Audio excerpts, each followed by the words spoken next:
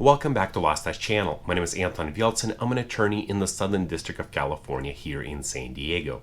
Today we're going to take a look at the case where police are responding to a report of suspicious activity relating to vehicular burglaries.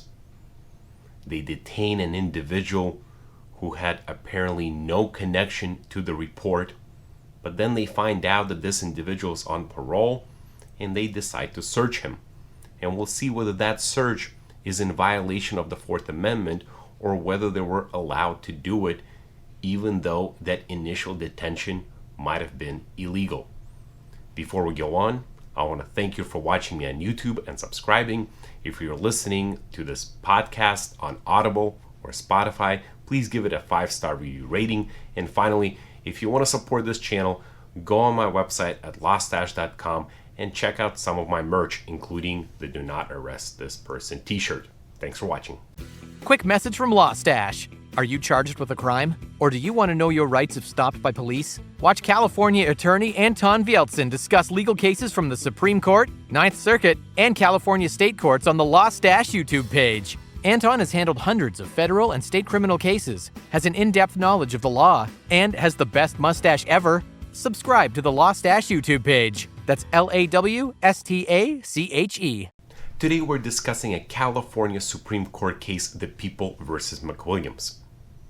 Let's briefly discuss the facts. In the evening hours, police officers receive a report from a security guard about some suspicious activity at his parking lot. He saw two individuals on bicycles flashing their flashlight into parked cars, so he suspects that they were trying to burglarize vehicles. An officer arrives to the scene but doesn't see anyone at the parking lot.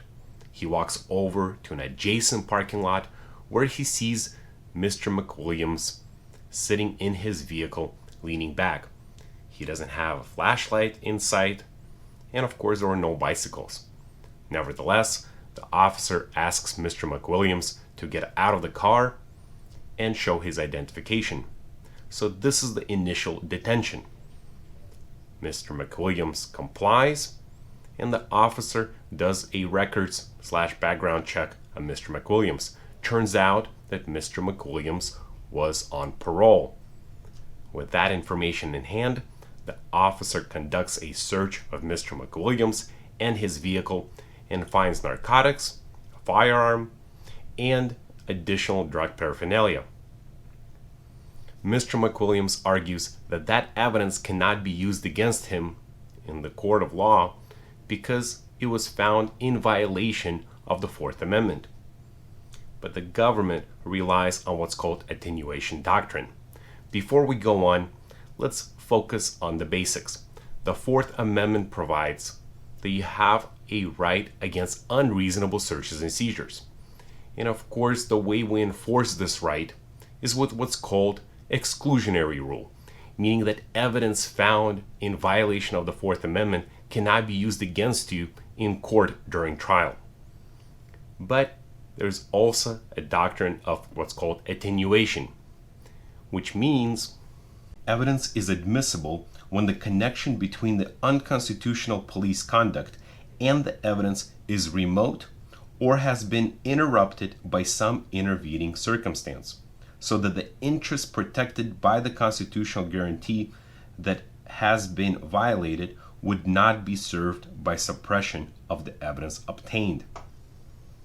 There is a 3-part test. First, we have to look at the temporal proximity between the unlawful conduct and the discovery of evidence. Number 2, the presence of intervening circumstances. And finally, number 3, the purpose and flagrancy of the official misconduct.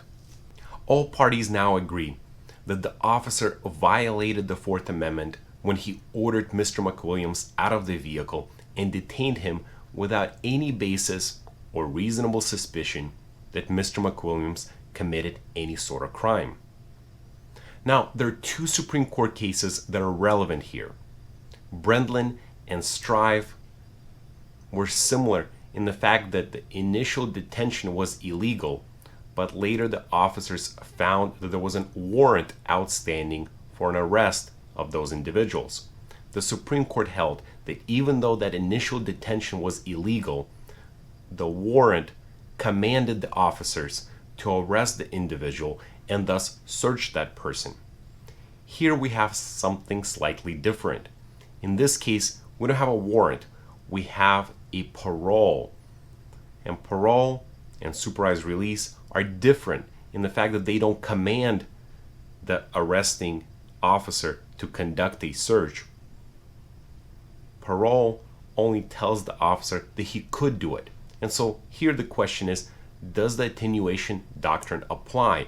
And so looking at the three factors, the first factor is of course the temporal proximity, meaning looking at the time between the initial illegal conduct and then the search. And here all parties agree that the search happened right after he asked Mr. McWilliams to step out of the vehicle. So there's really a short period of time, seconds, maybe minutes, but the court and all parties agree that the temporal factor weighs in favor against the attenuation doctrine, meaning that exclusionary rule should apply. Now moving on to the second factor, the parole search condition entails no compulsion but instead invokes law enforcement discretion. It raises greater concerns about the course of events connecting the unlawful stop to ensuing search. There's a danger that the officer who has unlawfully stopped a bystander without reasonable suspicion will regard the discovery of a parole search condition as a license to continue pursuing a baseless hunch, rather than fairly considering whether a search is appropriate to assess the individual's rehabilitation and monitor his transition from inmate to free citizen. It suffices to conclude that in this case, where the same officer who conducted the illegal detention also decided minutes later to conduct a parole search that yielded incriminating evidence, the discovery of the parole search condition did relatively little to break the causal connection between the two events. And finally, as to the third factor, the flagrancy and purposefulness of the misconduct, here the court says there was no connection between Mr. McWilliams and the crime. He was just in the vicinity of the area. There were no flashlights, there were no bicycles, nothing that the security guard told the officers in his initial report were present when the officer arrived and saw Mr. McWilliams. And for that reason, the court said all of the factors weigh against the government, and so the exclusionary rule should in fact apply, and the evidence found against him should be suppressed from court. And of course, if we're suppressing the narcotics and the firearm, it is likely that all of the charges should be dropped as well. If you enjoyed this video, please click like, subscribe, hit that bell notification button so next time I post, you'll be first to know. And if you're listening to the podcast version of this recording, give it a 5-star review rating. And finally, again, if you want to support my channel, go on lawstash.com and look for my merch, including this Do Not Arrest This Person t-shirt. Thanks for watching.